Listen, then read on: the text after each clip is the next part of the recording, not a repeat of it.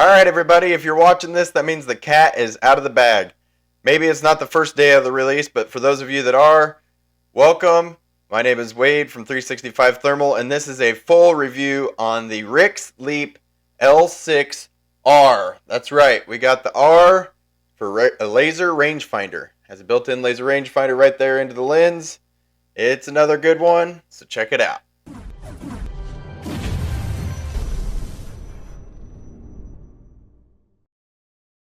That's right, you heard it. This is the RIX Leap L6R.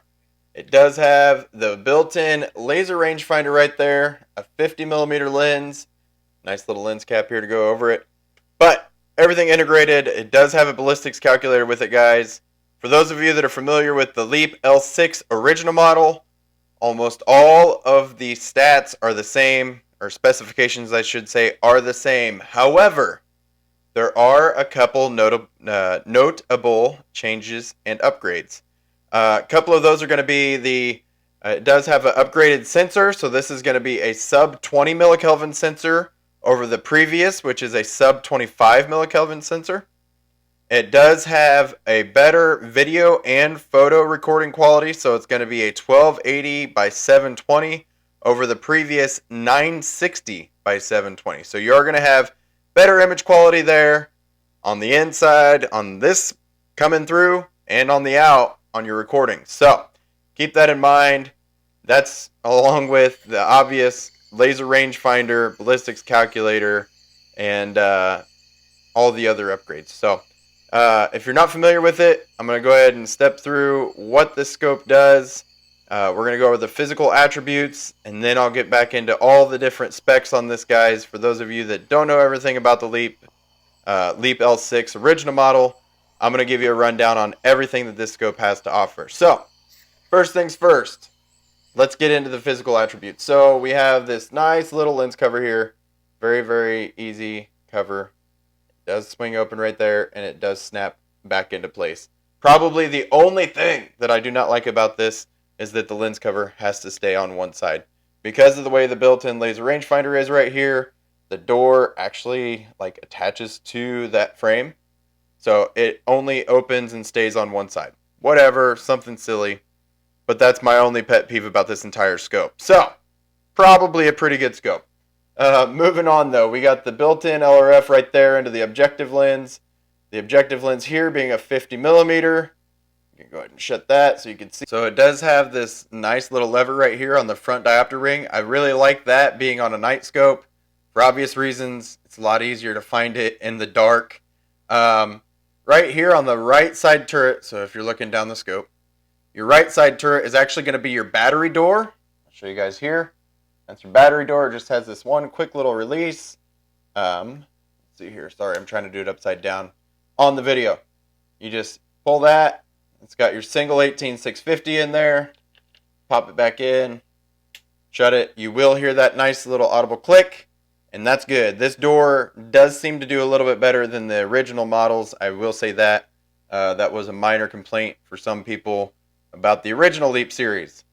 Also, this knob right here on the right side turret is not just your battery, but the knob itself does move, and that is going to be your zoom function on this. Okay, that's going to be your digital zoom. All right, you've got that.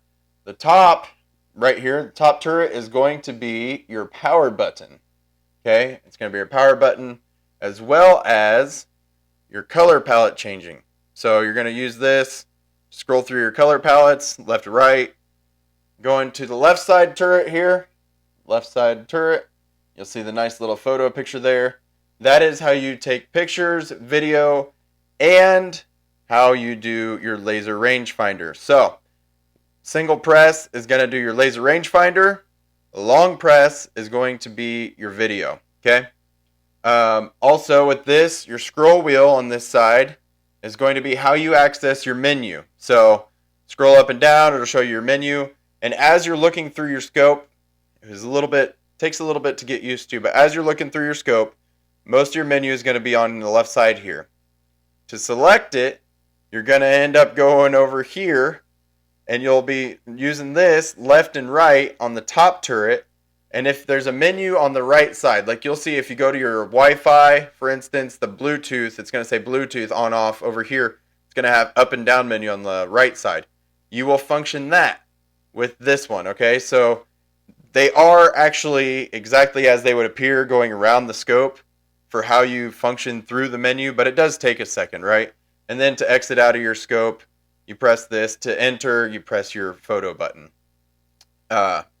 So, moving on. Back here you have what they consider to be, they call it an optical zoom. A lot of people call it ocular zoom, right? So that is going to be this nice little throw lever here. And what that does, again, for those of you that do not know, as you move this to the right, that is going to zoom in your actual display screen, right? So you're not necessarily losing resolution. It's just moving your display screen closer to your eye, magnifying it here. They call it, again, optical zoom. It's actually ocular zoom, but when I read off the specs, that'll help point that out for you guys. It does come with this very, very nice double throw cantilever mount. Really like that for a pick rail. If you don't like this, it is a RIX mount there. If you don't like it for whatever reason, this does fit 30 millimeter rings. But guys, that is pretty much it. Of course, I didn't say anything about the display screen itself necessarily, but there's the big old display screen right there. They do have the wider display on it. Then they say that it gives it 30% more display, so keep that in mind. I think this is a great optic. Has a pretty awesome base mag on it. So another thing I want to point out, it has 2.8. So that is the same as the original model Leap L6. But with this, with the ocular zoom and everything, the improved sensor in that, it really is closer to like a 3x. But something I wanted to point out, when you're looking through your display screen here, it is going to tell you what your digital zoom is, not what your actual magnification is, right? So you're starting at a 2.8 magnification, and it's going to say 1x at the top. So just for those of you that get this scope or whatever, if you're not familiar with it, you're going to be like, that's weird. I got a scope that's jacked up and it won't come off of 1x, and I zoom it up to the 2.8 and it says that it's, it's all blurry and it's not right. That's because it's just telling you what the actual digital zoom is, not what your actual magnification is, okay? So something to keep in mind there. If it's at 1x, you're actually at a 2.8. So that being said, guys, I am going to go ahead and go through the specifications on this so I don't miss anything. I'm going to read it off to you. So this is the Leap L6R. R for laser rangefinder, of course. The sensor type on this is going to be a VOX uncooled sensor at a 640 by 480. It does have a 12 micron pixel pitch. Again, a sub 20 millikelvin. That is an improvement over the previous sub 25.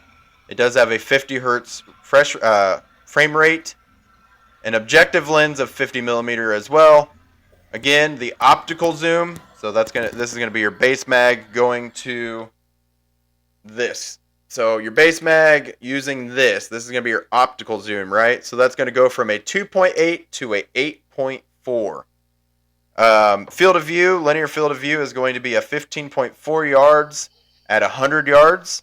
It does have a 1 to 4x digital zoom. That's what I told you guys you'll be able to see in your lens as it zooms up. The 1 to 4 there. It does have a 2600 meter detection range, so that's pretty awesome. Definitely on the higher end for many of them. Your display screen is going to be a AMOLED 1920 by 1080. It does have the new built-in laser rangefinder. It is not Bluetooth, it is all built in. Everything is integrated right there. And the laser rangefinder's measuring distance is going to be 1200 meters or 1312 yards. And that is going to be a plus or minus 1 meter accuracy. Again, it does have the ballistics calculator built into this as well. Audio and video recording, I did already mention this. It does have the upgraded audio video resolution of 1280 by 720. That is either MPEG or JPEG. and a 32 gigabyte built-in memory. It does have a IP67 waterproof rating. The operating temperature range on this is going to be a -4 to 122 degrees Fahrenheit. The weight, believe it or not, even with the laser rangefinder and everything, it weighs the same as the previous Leap L6. It is 2.6 pounds. Not a huge scope by any means. There's definitely a lot bigger ones out of there. And dimension wise, it is 14.2 by 3.5 by 3 inches. Pretty typical for a tube style scope. I mean, especially with the 50 millimeter lens on there, it looks just like a day scope, to be honest with you. It doesn't look that much different. So I really like these. Awesome design. They're doing great. The battery type is going to be a single 18650 battery. Now they're saying with this, because of the laser rangefinder and everything, they're saying you're going to get 4 hours of run time on a single 18650. The only nice thing about that, even though it seems like it might be a little bit short, you could have a boatload of 18650s, right? RIX sells 18650s. You get the battery, charger, and extra battery anyway.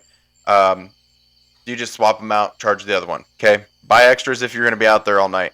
You can also use an external power supply. That is going to be a 5-volt USB-C. I did miss that whenever we were talking about the physical attributes of it. There is the USB-C port right here up front. It just has the waterproof cover right there. You just pop that bad boy out and put it back in. And that is pretty much it, guys. I already mentioned for other mounts, if you're curious, it does take 30 millimeter rings. But that is pretty much it.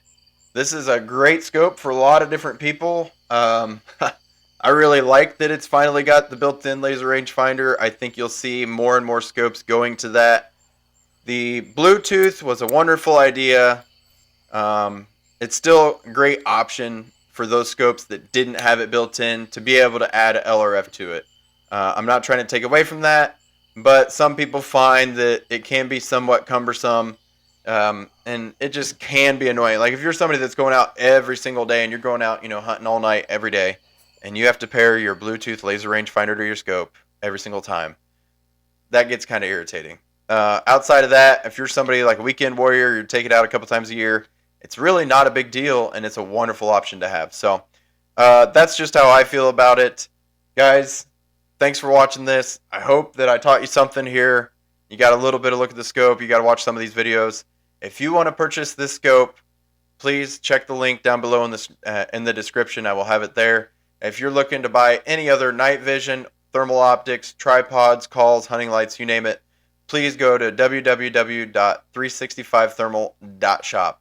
If you'd like to talk to me, discuss any other options or something like that for anything hunting related like this, please give me a call, 309-333-2044, and I would be happy to help you.